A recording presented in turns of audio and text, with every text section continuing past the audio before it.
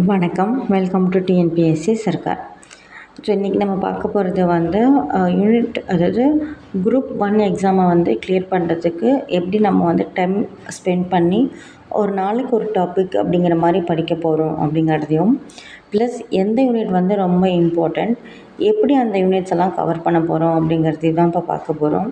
So இதில் உங்களுக்கு date wise நான் மார்ச் 20லேருந்து, அதாவது நாளையிலேருந்து படிக்கிற மாதிரி ஷெட்யூல் போட்டிருக்கேன். இதில் நீங்கள் ஒரு நாள் கூட ஸ்கிப் பண்ணக்கூடாது, அதுதான் ஒரு முக்கியமான கண்டிஷன். ப்ளஸ் இதில் ஃபஸ்ட்டு எத்தனை யூனிட் கவர் பண்ண போகிறோம் அப்படின்னு நம்ம தெரிஞ்சுக்கணும் இல்லையா.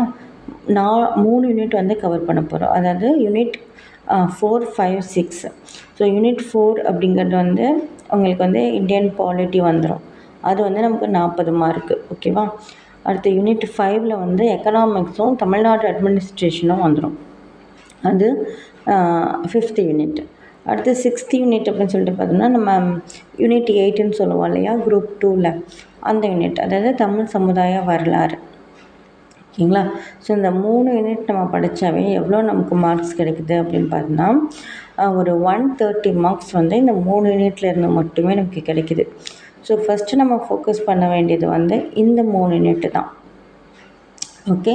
ஸோ இந்த 3 யூனிட்டை சில பேர் எப்படி படிப்பாங்கன்னா, ஒரு யூனிட் எடுத்து அந்த யூனிட் ஃபுல்லாக படிச்சுட்டு அப்புறம் அடுத்த யூனிட் போவாங்க. சில பேர் போர் அடிக்கிற மாதிரி இருந்துச்சுன்னா அடுத்த யூனிட் படிக்கலாம் அப்படின்னு சொல்லிட்டு 2 யூனிட்டை மிங்கிள் பண்ணி படிப்பாங்க. ஸோ நான் இந்த ஷெடியூலை கொஞ்சம் போர் அடிக்காமல் கொண்டு போகணும் அப்படிங்கிறதுக்காக 2 யூனிட்டை மிங்கிள் பண்ணியிருக்கேன். ஸோ ஃபஸ்ட்டு யூனிட் 5, யூனிட் 4, ஓகேங்களா. அதாவது தமிழ்நாடு அட்மினிஸ்ட்ரேஷன் எக்கனாமிக்ஸ் அப்படிங்கிற யூனிட்டும் இந்தியன் பாலிட்டி யூனிட்டையும் நம்ம மிங்கிள் பண்ணியிருக்கோம். அதாவது ஒரு நாளைக்கு இந்த யூனிட், ஒரு நாளைக்கு அந்த யூனிட் இப்படின்னு படிக்கிறது மூலிமா நம்ம சைமல்டேனியஸாக 2 யூனிட்டையும் நம்ம கவர் பண்ண முடியும். ப்ளஸ் ஒரு நாளைக்கு ஒரு டாபிக் அப்படிங்கிறது மாதிரி நம்ம படித்தோன்னா அந்த டாப்பிக்கோட ஃபுல் டெப்த்து வரைக்கும் நம்மளால் அண்டர்ஸ்டாண்ட் பண்ணி படிக்க முடியும், ஓகேவா. நீங்கள் ஒரே நாளைக்கு 10 டாபிக் படித்தாலும் பிரயோஜனம் கிடையாது, ஒரே நாளில் ஒரு யூனிட் ஃபுல்லாக படித்தாலும் பிரயோஜனம் கிடையாது. என்ன உங்களுக்கு வேணும் அப்படின்னா, அந்த யூனிட்டில் நீங்கள் படிக்கிற டாப்பிக்கில் எந்த கொஷின் கேட்டாலும் கேட்க தெரியணும்.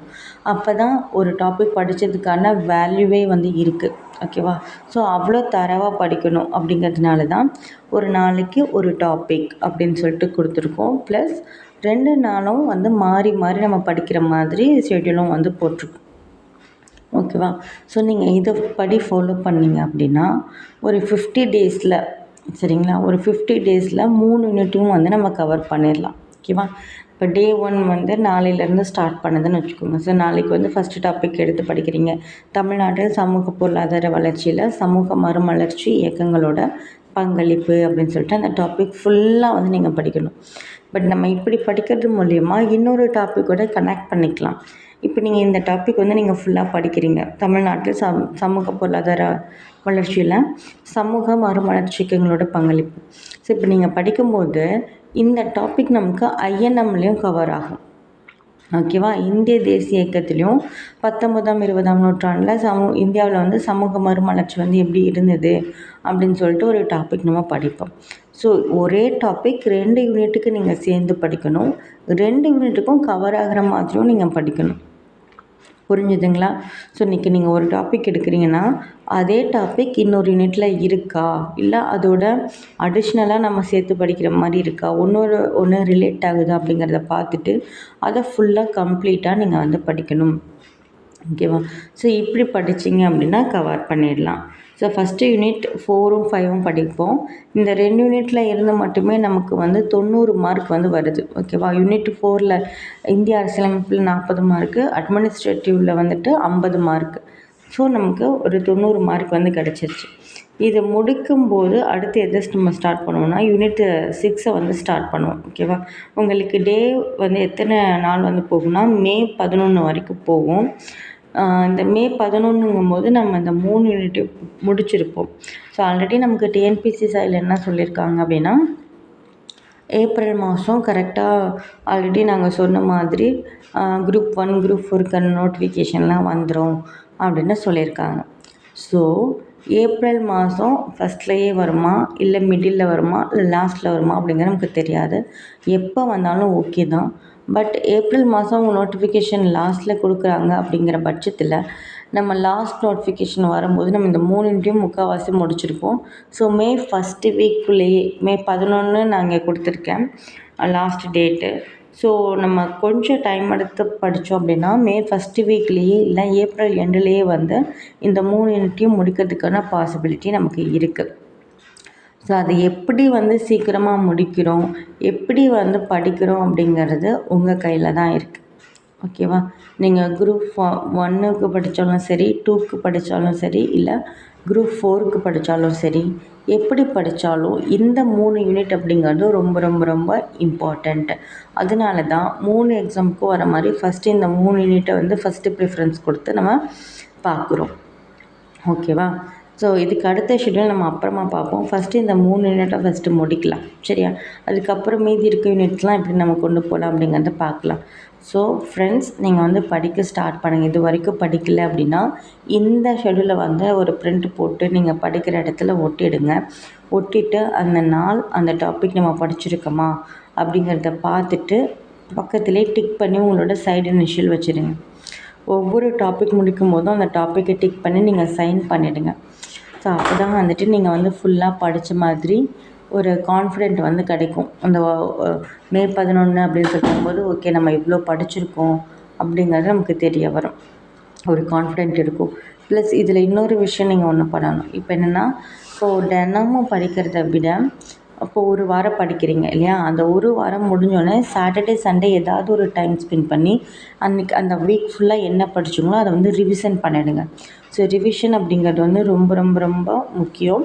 அது நீங்கள் பண்ணியாகணும். அதுக்குன்னு நான் தனியாக இங்கே டைம் வந்து டேட் வந்து ஒதுக்கலை. ஏன்னா ஒரு நாள் ஃபுல்லாக ரிவிஷன் பண்ணணும் அப்படிங்கும்போது நமக்கு அடுத்த டாபிக் படிக்கிறதுக்கான டைம் வந்து லேட் ஆகும். ஓகேவா?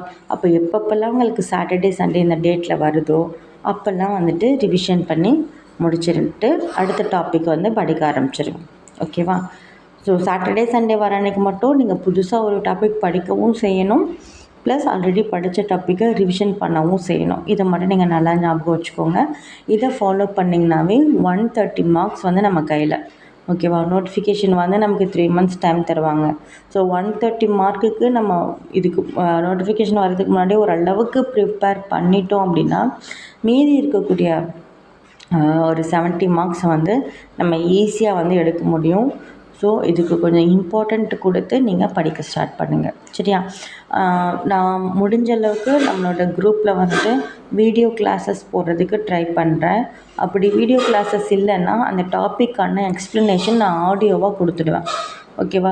நான் இதுக்கு முன்னாடி குரூப்பில் கேட்டிருந்தேன் வீடியோ கிளாஸஸ் இல்லை ஆடியோ கிளாஸஸ் ஏதாவது ஒன்று வரும் அப்படின்னு சொல்லிட்டு. ஏன்னா எனக்குமே ஒர்க் இருக்குது. வீடியோ வந்து நான் போர்டில் வந்து ஃபஸ்ட்டு எழுதிட்டு அதுக்கப்புறம் எக்ஸ்பிளைன் பண்ணுற மாதிரி இருக்கும். ஸோ குரூப் 1 அப்படிங்கிறதுனால ரொம்ப டைம் ஆகுது நான் எழுதி உங்களுக்கு சொல்லிக் கொடுக்கறதுக்கு. ஸோ மேக்ஸிமம் இதே டேட்டில் இதே டாபிக் நம்ம கவர் பண்ணணும் அப்படிங்கும்போது எனக்கு தெரிஞ்சு வீடியோ கிளாஸஸும் வரும். அப்படி வராத பட்சத்தில் ஆடியோ கிளாஸஸ் வந்து ரொம்ப ரொம்ப ஈஸி உங்களுக்கு நான் கொடுக்கறது. ஓகேவா? நீங்கள் ஆடியோ கிளாஸஸ் வந்து ஜஸ்ட்டு ஹெட்செட் போட்டுட்டு நீங்கள் பாட்டுக்கு லிசன் பண்ணிவிட்டு நோட்ஸ் எடுத்துக்கிட்டே இருக்கலாம். ஓகேவா? அதுக்கான பிடிஎஃப் அந்த டாக்குமெண்ட்டையும் நான் உங்களுக்கு குரூப்பில் கொடுத்துறேன். நீங்கள் அந்த டாக்குமெண்ட் பார்த்துக்கிட்டே வந்து ஆடியோ கேட்கும்போது உங்களுக்கு இன்னுமே நல்லா புரியும். அதை பார்த்தும் நீங்கள் வந்து நோட்ஸ் எடுத்துக்க முடியும். ஸோ இதில் ஒரு நாள் கூட மிஸ் ஆகாது. ரெகுலராக வந்து உங்களுக்கு ஆடியோ கிளாஸஸ் வந்து குரூப்பில் வரும். ஸோ நீங்கள் அதை வந்து ஃபாலோ பண்ணிக்கோங்க. ஓகே? நீங்கள் ஃபுல் மார்க் எடுத்து நீங்களும் ஜாப்க்கு போகணும் அப்படின்னு சொல்லிட்டு நானும் ஆசைப்பட்றேன். ஸோ அதுக்கேற்ற மாதிரி கோஆப்ரேட் பண்ணி படிங்க.